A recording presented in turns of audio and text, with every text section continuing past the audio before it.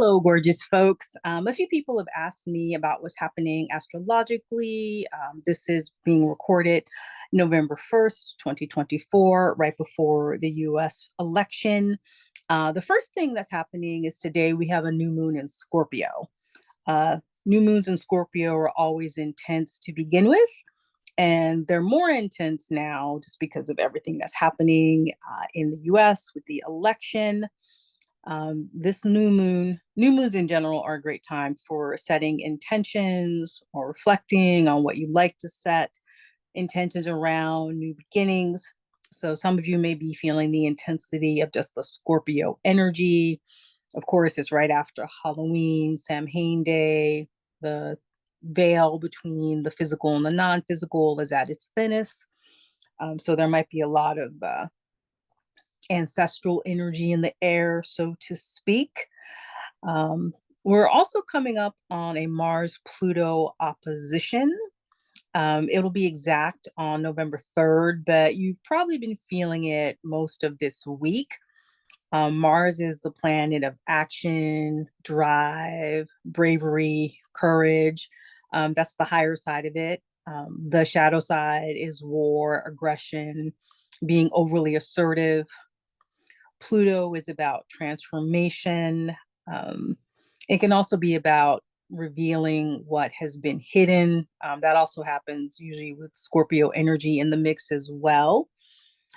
So this Pluto opposition is basically it's creating even more tension and intensity in the air. You may have been feeling push pull in certain areas of your own life as well. Personally, maybe there's been an area where you feel like, I don't know if I need to stand up for myself more or if I need to pull back in order to keep the peace.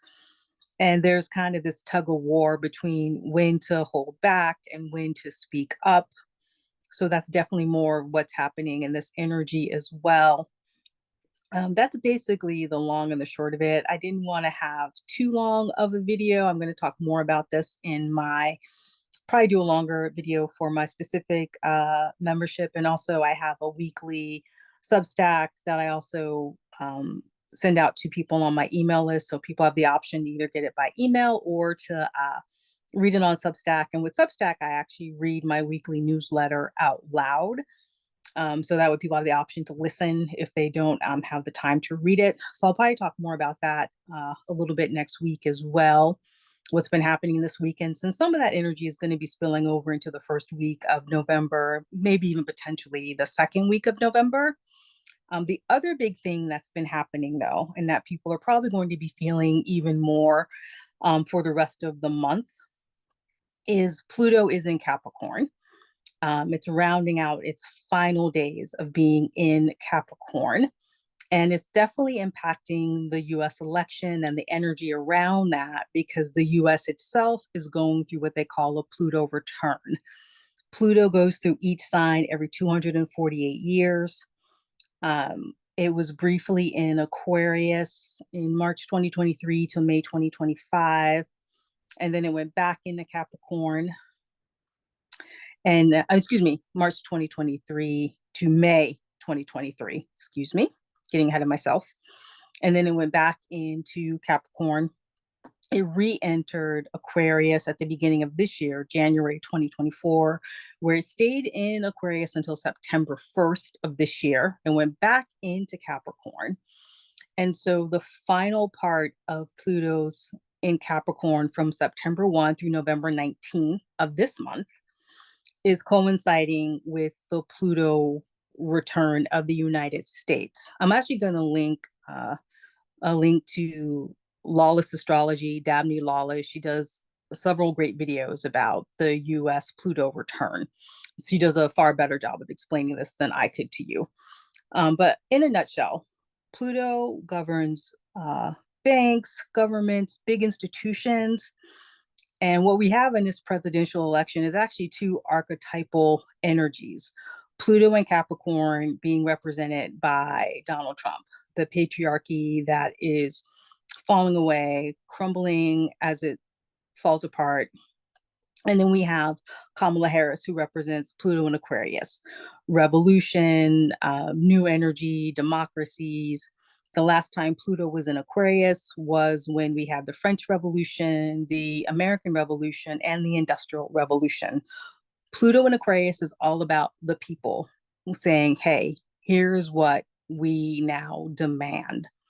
So I think this is what we're seeing in the dynamic. And I'm probably going to do a separate video about Trump supporters in particular and just that whole energy and what's happening. But basically, what we've been experiencing these last few years is watching Pluto and Capricorn finish up its lessons. And in terms of what's happening in the United States, is since so much of the United States was founded on white supremacy, racism, that Pluto return in the United States chart is revealing that wound and just how deep it is and how much it's impacted everything in American society. And it's awakening in people where they want to stand on either side of the issue. It's coming to the point where you can no longer sit on the sideline. So this is a big part of that, and there's a lot more to say about that. And as the rest of the year unwinds or comes to a conclusion, I'll probably talk more about this in my videos as well. I mean, my main focus in astrology is primarily around productivity and planning, but I also like covering this stuff as well, which some people would refer to mundane astrology, meaning worldly things. I'm trying to keep this succinct. I don't want to go too far into all of this, but yeah, if you want to find out more, you can join my free membership, where when you join my membership, you get a free 30-minute consultation with me. And we could either look at planning and productivity, or we could just take a very brief overview of your overall natal chart. But I'm going to be talking about a lot more of this as the year goes on. And also because we have some major astrological transits happening in 2025. But in a nutshell, change is happening. And so definitely when Pluto returns to Aquarius, November 19th, 2024, it will be firmly and finally in Aquarius. It will stay there until 2044. So these last 2 weeks or so is really the final time that we have Pluto and Capricorn. And other side note, Pluto entered Capricorn in 2008, and that's when the financial crisis happened. So I think what we're seeing now is that in the same way, a lot of the weaknesses in our financial institutions and our financial systems were exposed in Pluto and Capricorn, we're seeing the weaknesses and the wounds in our government, our governmental structures, our politics, our policies being revealed to us in this final transit of Pluto and Capricorn. And a lot of the stress around that is what we're experiencing in this US election. The main thing I also want to offer to people is that all of this is happening, I believe, for our higher evolution as a country and as people, as a species, humanity. I think this is part of our natural evolution towards expanding our consciousness. And in order to do that, you just can't heal what you can't see. And so I feel like this is a lot of what's happening um, right now in our times and in this space. And so always take care of yourself.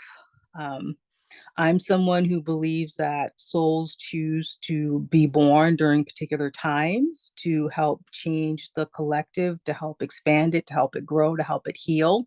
I feel like many of the people who are probably attracted to my work and what I do are definitely people who would also agree with that sentiment.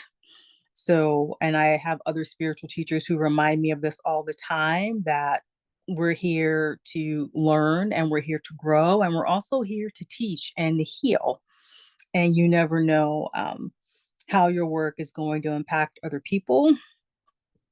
And in order to do that work, the first thing to do is to always take care of yourself. You know, drink that water, exercise, meditate, play.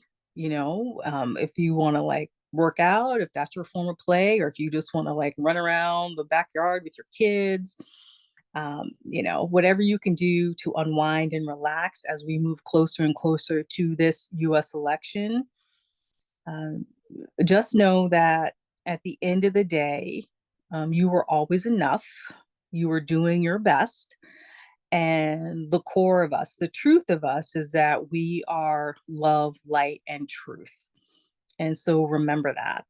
And whatever you can do to calm down, to stay calm, to know that things will get better.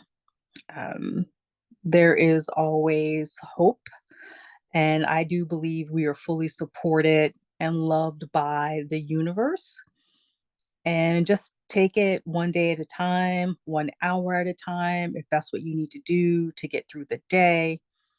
And, minimize whatever is stressing you out, giving you more anxiety. So if that means watching the news less, if that means unsubscribing from political text services for a couple of weeks, if it means just calling friends and family and saying, hey, we're not going to talk about politics, if you need to set those kind of boundaries for yourself, absolutely do so. But as we move through this election and beyond, you know, at the end of the day, everything is happening in divine, perfect timing.